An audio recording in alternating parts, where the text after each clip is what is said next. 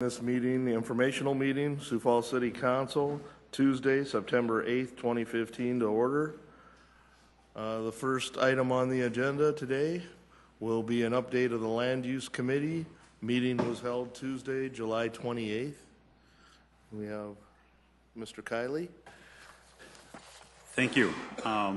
Yes, and this is a meeting that was held over a month ago, or 2 months ago almost now, July. So most of the items that were discussed are really done deals at this point in time, but the telecommunication towers, or the micro cell towers, and the billboard ordinance, which we voted on here this past week, were the items of discussion. And then followed were the items on the agenda, and then following that we had open discussion on various items and adjournment. Any questions? Okay. Seeing none, we'll move on. City Council open discussion. Do we have any items for open discussion?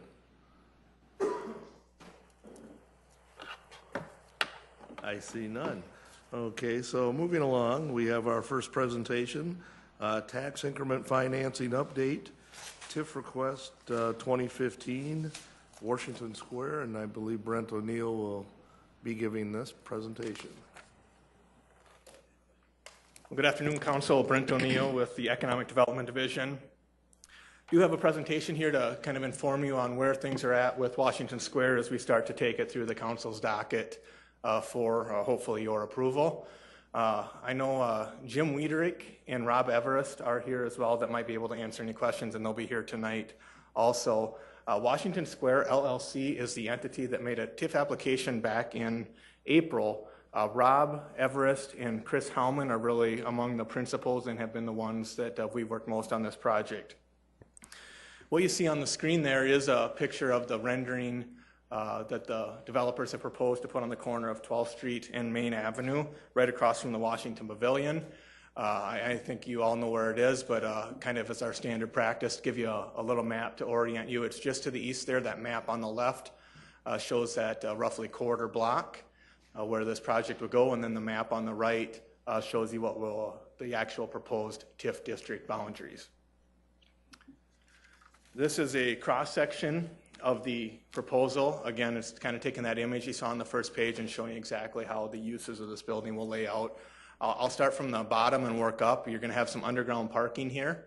You're going to have really in the next 4 levels, you're going to have a mix of parking, office, and retail. And then above that structure, you're going to have 3 levels that would comprise 18 condominium units. The parking component here would be about 200 total parking spaces. 75 of those would be in that underground area. 125 would be above ground in that structure there. And I'll talk a little bit more about those 125 spaces in particular later. This project is estimated right now, give or take, about $30 million. There's certainly a lot that has to happen before the project gets bid and actually gets built, but $30 million is a pretty on target number right now. As we put the discussions together and the plan together, we were looking at TIF eligible expenses of about $5.9 million. I'll have a more detailed slide of that in a little bit. As far as what we're going to recommend to the council today and then at a future meeting is consideration of TIF up to $2.9 million, and then the cost of financing that $2.9 million.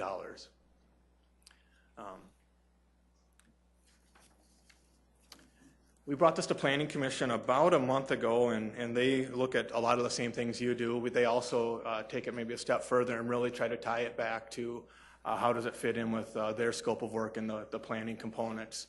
Certainly it's, with the downtown zoning and the planned unit developments, it will be a fit there, so there won't be alternate changes required of zoning. And then the 2 big plans that are going to govern any projects, downtown, the SHAPE Sioux Falls 2035 plan and the downtown 2025 plan, it does satisfy and meet a lot of the objectives within both of those plans.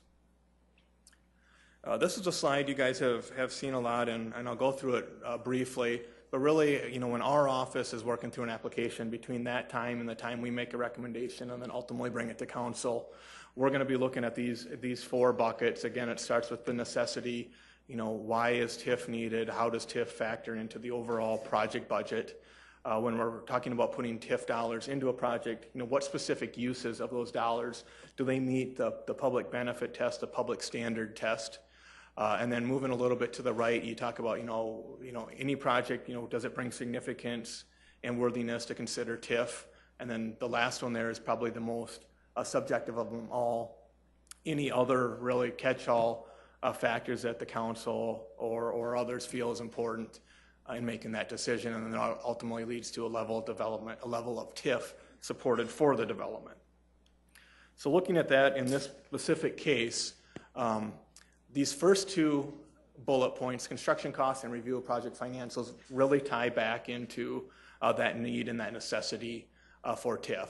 So when we were working with the developer over the last 4 or 5 months, really focused in on these two areas. One was just trying to get a good understanding of the actual construction costs and the various line items that we're going to go into this. This one is very unique, again, in it being mixed use, in particular with the parking component. So we did have a good dialogue over the last few months, and then the team ultimately, the private development team that is, ultimately worked with the Tager group, a group you're familiar with through the Event Center and the Aquatic Center, to really verify and vet those numbers. So we were ultimately, by the time we were ready to go to Planning Commission, had what we felt was a lot better understanding of the actual construction costs, including the request for TIF. The other half of that then is looking at the project budget and the project financials and really trying to understand, have other means been exhausted, have the budget been thoroughly vetted, have all steps been taken to make sure that opportunities for maximizing the feasibility of the project have been maximized. And I'll get to this in a little bit as well, but ultimately we came to that point to review that there is a TIF number out there that we feel could be supported and ultimately close a gap on the total project. I'll mention it now, but I'll certainly show it to you in a little bit. Of that $30 million, we really felt that we got to just a little bit over $27 million is what this project could support. And so we'll have a TIF request coming before you tonight, and then in a couple weeks for $2.9 million in TIF. That third bullet point there, the primary uses of TIF, I have a slide on this in just a second. But really what it came down to were two big things, or two big groupings of categories that we felt TIF could go towards. One was a portion, and I emphasize portion. One of the things we had discussed from the onset was TIF being used for the parking portion of this. And we ultimately felt, again, in conjunction with those first two bullets, that there were some good reasons to support parking, but maybe not at the full amount. So we are recommending just a portion of the parking structure component be financed through TIF. And then about 6 other points in the list you're going to see in a second here of those extraordinary costs, those typical type development costs that you see downtown. They do tend to drive the budgets up a little higher than you might see if the project had happened elsewhere in Sioux Falls. And then to kind of wrap up this slide, a couple other things that we considered. Again, this is a major project for downtown. The quality of the project will be significant. It will be one of the tallest buildings. The materials will be of high-end quality. So it really is one, the location next to the pavilion would be one additional reason to emphasize its significance. And then I'll just close here. The last thing we do is always try to project out, how the TIF would actually function and how long it would be in place, what it would generate, and so forth. So I referred to the list of project expenses, and this is really pulled directly from the project plan. There's a list here of about 10 to 15 things. Again, that's that $5.9 million total eligibility of all those expenses. Like I said earlier, the TIF request ultimately going forward today would be $2.9 million, so a little less than half of that. Again, those first 4 items or so kind of get lumped into that site conditions bucket. The parking structure and a couple of those others are tied to the parking structure. We are recommending a portion of those, 40% of those costs specifically, to be addressed through TIF. This is to give you a little bit of a snapshot again on how the TIF would work. The property today is about $350,000 in value. When we stabilize this project, we're going to be north of, well, right at $18 to $20 million in what the change in property value will be. So that'll take a property tax bill today of about $8,000 and ultimately be, you know, at earlier stages, a little under $400,000, and then in later stages, a little over $400,000. What you see on the left is a stabilized average. We looked out several years to kind of see how this looked once everything is in place, and that shows about a $410,000 average tax bill that this property would generate, and then that shows the distribution to the various taxing entities on how property taxes would be collected. So in the short run, those funds would be pay down the TIF. In the long run, those are taxes that this property will generate for those taxing entities, including one test we always have to look at when recommending and taking a TIF forward is one of two categories. You know, one, it's a significant economic development project, which is a definition really about significantly increasing the property value. And then there's also a blight test, and it only needs to meet one of these two tests, and clearly we feel it meets the economic development test. On the blight test, you know, certainly it's an underutilized property. There are some site constraints, in particular with it being on a grade and some of the retaining walls and that sort of thing. And then, you know, just a little historical context. I mean, it certainly was, you know, a dilapidated property that the owners actually over the last 15 years or so ago have torn down and maintained as surface level parking. Wanted to touch on, I mentioned earlier a little bit ago that there was 125 parking spaces that were above ground and part of the structure. And the developers plan on using those spaces during the daytime for their normal operations. But one of the commitments of putting the TIF together and putting our agreement together is making sure that they're, you know, in addition to adding to the overall parking supply downtown, that it truly does provide an asset, a parking asset, to events and nighttime activities going downtown. So this is a chart that the developers put together to kind of give you an indication of the times, you know, the light green when the building operators will operate the parking, and then on the dark green when they intend to make the parking available and free to the public. So you're going to see nights and weekends and, well, nights and weekends and certainly holidays and events where parking will be free. 125 spaces will add to that part of downtown, that additional capacity. So I know I've hit this pretty fast, and we'd be happy to answer any questions in a little bit here, but wanted to kind of tell you the next steps that we're going to be talking to the council about. So today, and then in October, we really like to bring this thing to a closure. So today there'd be two items on your 7 o'clock agenda. Item 14 is creating the district and approving the boundary. So that's one action. And then item 15 is approving the project plan. And that's a fairly lengthy document that I tried to summarize very briefly here. But that lays out all the things from what the funding can be used for, the type of project, the structure of how the TIF will work, and so forth. So we've tried to condense that down for you. So those two things we've asked you to look at tonight. And then the big one is really October.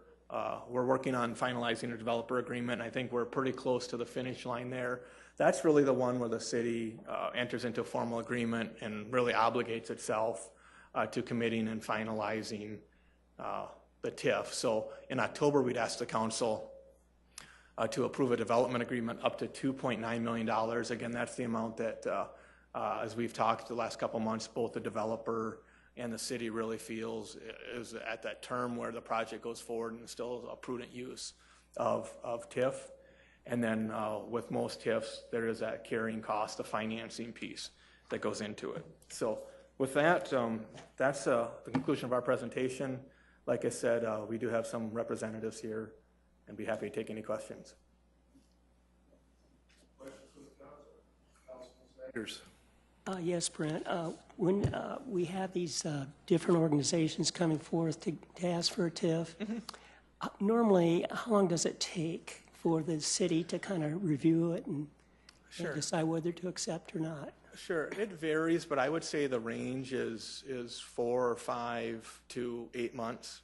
Okay. And certainly it's been longer. This would probably be, if I had to look back, probably on the shorter end of that. I mean, one of the faster ones that we've brought to from application to council. And how many months has that been? They came in April, so we'd be at 5 months now. Okay. Thank you very much. Councilor from Bach. Thank you.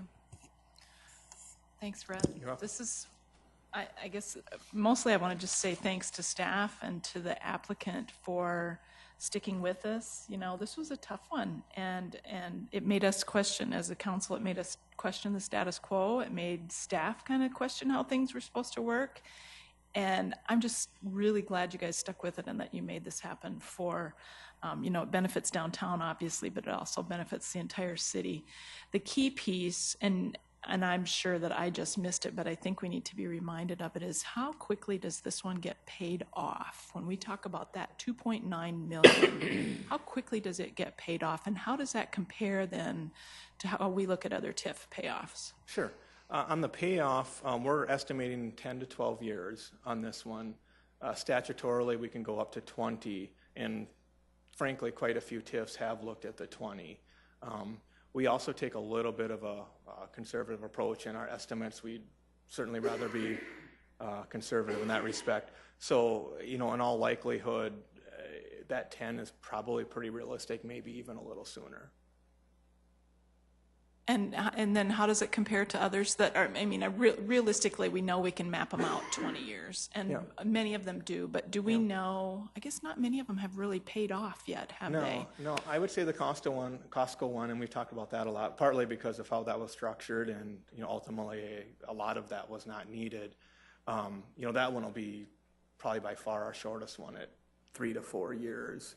I would suspect the rest of them that we've approved in, let's say, the last 5 years, would probably all be at this level or in excess of that. We're probably going to be 10 plus years on all of those. It just makes it a great deal all the way around. Thanks again, everybody that was involved. This is great. Yeah. Any other questions from the council? If I may, you said pay off 10 to 12 years. Now, will that be in the plan, or are we giving them that flexibility to go the whole 20 if necessary? No, the developer agreement, and that's what we'll bring in October, we're going to have some caps in there. So really that 2.9 will be the cap, plus those financing costs. And, you know, we feel very good about our projections. So, you know, like I said, 10 to 12, if it went longer than that, one, it would surprise me, and two, it would probably at most be a year. Okay. So then with the parking, right now what you were showing is that it will be paid parking from 8 to 5, Monday through Friday. After 5 o'clock, then all that parking will be available except the underground parking, correct? Correct. So about 125 spaces, or was it the 195? 125.